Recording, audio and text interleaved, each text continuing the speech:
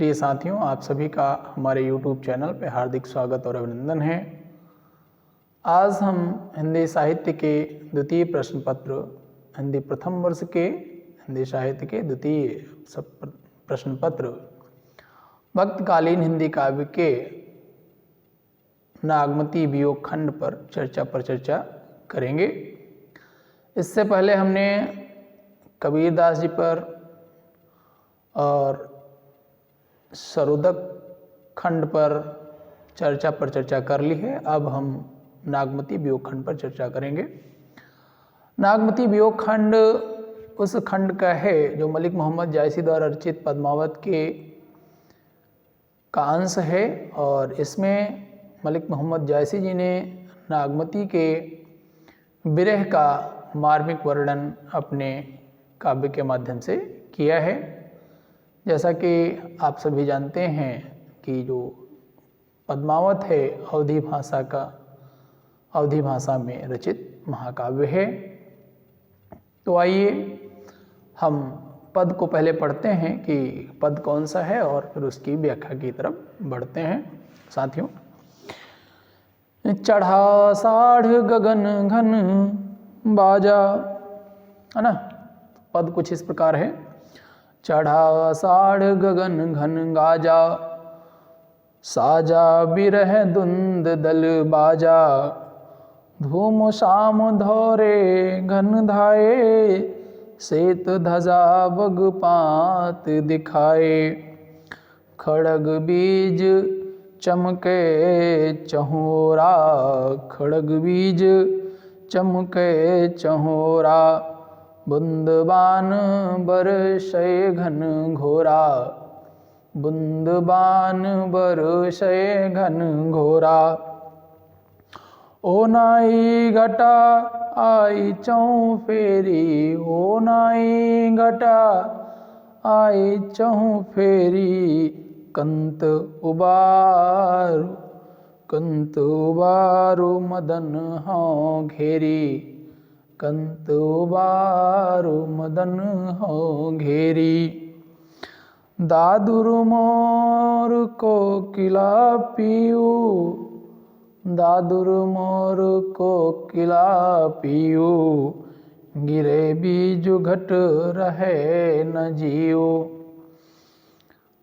पुष्य नखत सिरु पर आवा, पुष्य नखत सिरु पर आवा, हों बिन नाह मंदिर को छावा, हों बिन नाह मंदिर को छावा,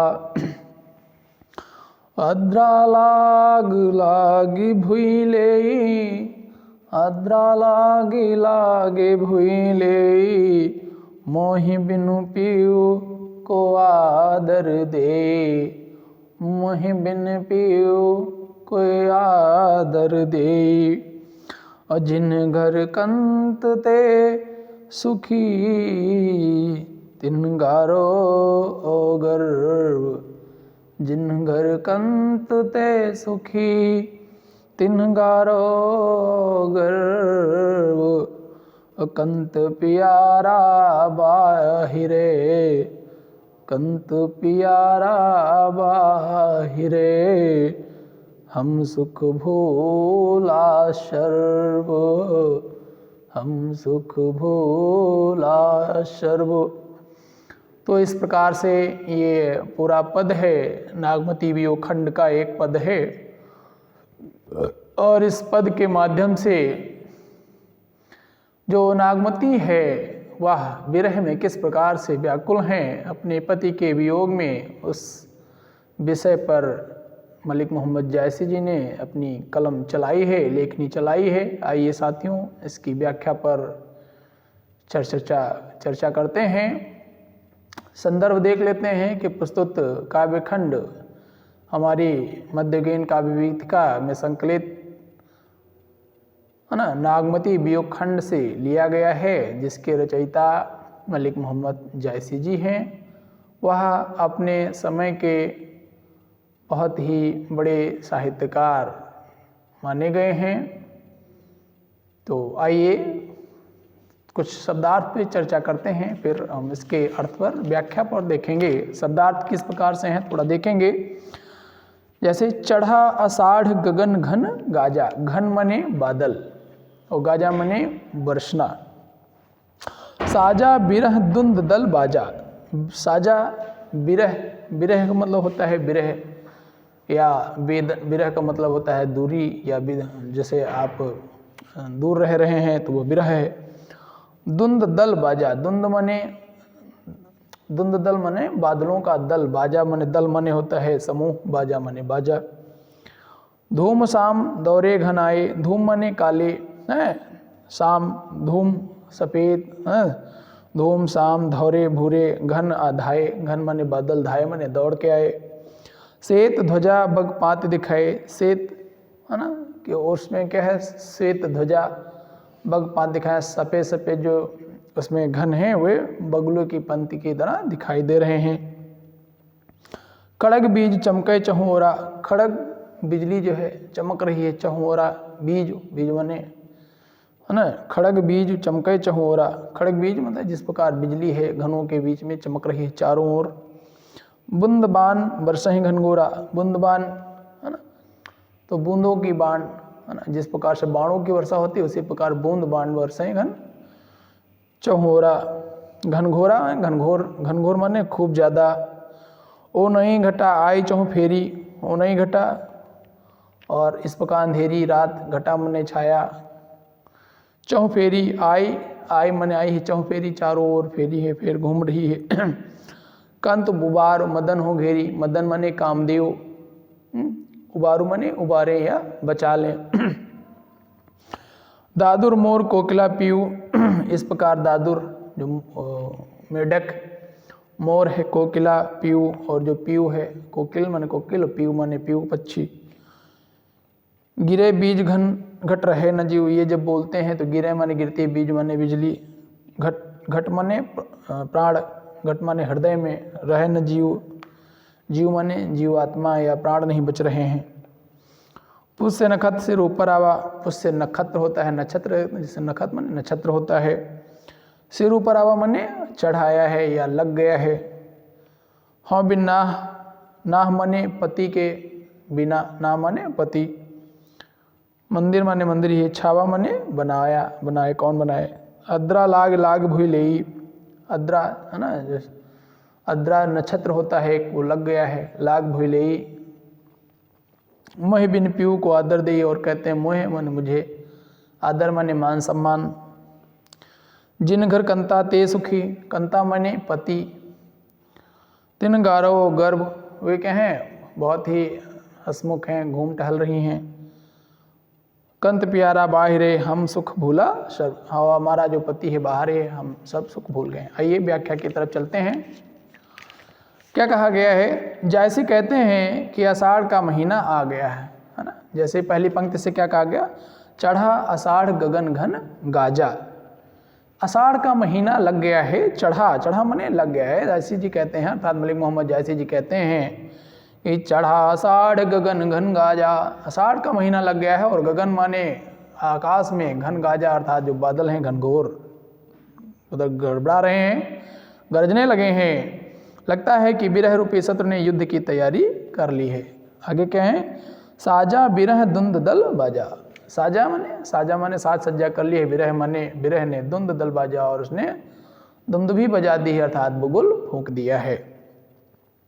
बिरह रूपी सत्र ने युद्ध की तैयारी कर ली है, भूरे काले है ना, धूम शाम दौरे धौरे घन धाए। धूम, धूम माने कहते हैं भूरे काले तथा सफ़ेद बादल युद्ध के घुड़सवारों के समान आकाश में आए। दौरे घन आए, हमने आकाश में दौड़ आए हैं, आकाश में दौड़ आए हैं, घुड़सवार आकाश में आ गए हैं, तथा खेत में बगुलों के कतारें पताका के समान दिखाई पड़ रही हैं। और तो जब बादल बरसता है तो खेत में वो जो बगुले घूमने लगते हैं तो वो पताका के समान, जैसे कि जब ध्वज पताका, पताका माने ध्वज, ध्वज जैसे लहराता है युद्ध करने के लिए, जब कोई सेनापति निकलता है तो उसकी ध्वजा लहराती है, उसी प्रकार बगुलों की पंक्तियां खेतों में ऐसे ही क्या है, सुशोभित हो रही है, ऐसे ही लग रही है। खड़ग बीज चमकहि चहुरा, और खड़ग बीज चमकहि चहुरा, क्या कहा गया, खड़ग माने जो बिजली है, बिजली रूपी तलवार चारों तरफ चमक रही है। खड़ग बीज है ना, जो बिजली रूपी तलवार है वह चारों तरफ चमक रही है, तथा आकाश से बूंद रूपी बाण की घनघोर वर्षा हो रही है। बूंद रूपी बाण, बूंदबान बरसहि घनघोरा, बूंदबान माने बूंद रूपी बाण, तो यहाँ पे रूपक अलंकार है। कौन सा है, रूपक अलंकार।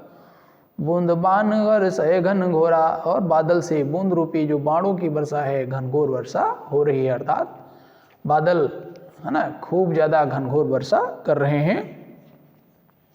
नागमती कहती हैं, और ये कौन कह रहा है, नागमती कहती हैं कि मैं घटाओं से चारों तरफ से घिरी हुई हूँ। घटाएं माने जो बादल की घटाएं होती हैं, कलाएं होती हैं, बादल की घटाएं हैं।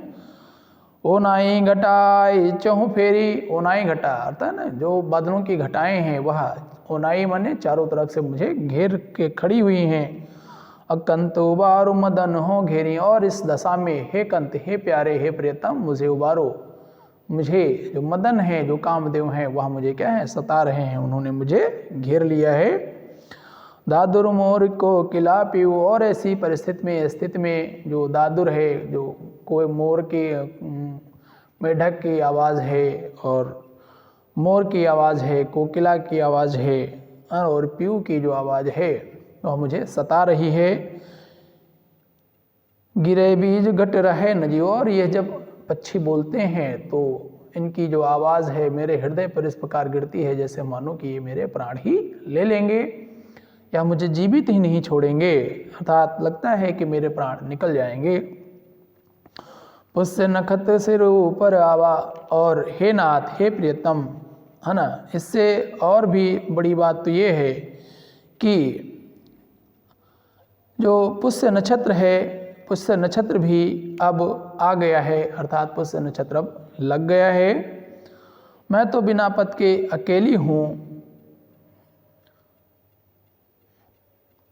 मेरा घर कौन छाएगा, है ना। पुष्य नक्षत्र सिर ऊपर आवा, हों बिन नाह मंदिर को छावा। तो हे प्रियतम, मैं अपने प्रियतम के बिना हूँ, अर्थात अपने पति के बिना हूँ। ऐसे स्थिति में मेरा अब जो ये छप्पर पुराना हो गया था इसे कौन छाएगा, अर्थात मेरे अगर पति होते, कंता होते तो वे मेरा अपना घर बार सुधारते उखाड़ते, लेकिन अब कौन छाए। अद्रा लागी भूई ले, और होगा क्या, मेरा घर कौन छाएगा, अर्थात जो चीज़ें बनाने वाली हूँ कौन बनाएगा। अद्रा नक्षत्र लग गया है, बिजली पूरी पृथ्वी पर व्याप्त है, बिजली क्या है, पूरी पृथ्वी पर व्याप्त है। अब मेरे पति के बिना मुझे सम्मान कौन देगा। आगे कहते हैं, मोहि बिन पीऊ को आदर दे, हे प्रियतम, आपके बिना मुझे कौन आदर देगा, अर्थात सभी तो अपने अपने पत्नियों में बिजी होंगे, अर्थात सभी अपनी अपनी पत्नियों को प्रेम करेंगे, मुझ को कौन प्रेम करेगा। जिन घर कंता ते सुखी, और ऐसे स्थिति में नागमती कहती हैं कि जिन घर कंता ते सुखी, अर्थात जिनके पति उनके घर में हैं वे सभी सुखी हैं। तिनगारो गर्भ, और वे क्या हैं, गर्भ में डूबी हुई हैं, समाई नहीं फूलती हैं, वे बहुत ही गर्व कर रही हैं अपने पति के बिना, गर्व कर रही हैं, गर्व हैं। कंता प्यारा बाहिरो हम सुख भूला सर्व, लेकिन मेरा जो कंता है, मेरा जो पति है वह तो बाहर ही है, और ऐसे स्थिति में मैं अपना सब सुख भूल गई हूँ, मेरे तो सारे सुखों को ही उसने हर लिया है।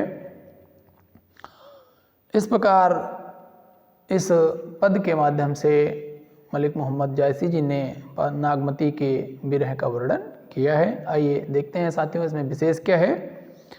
12 मासा की शैली पर विरह वर्णन है, जिसमें नायिका नागमती की आषाढ़ महीने की दशा दिखाई गई है। रूपक और उल्लेख अलंकार की योजना हुई है। वर्षा वर्णन की वर्णनात्मक रूढ़ियों का आधार ग्रहण किया गया है। और इस प्रकार से हमने प्रथम पद को पूर्ण किया है। धन्यवाद।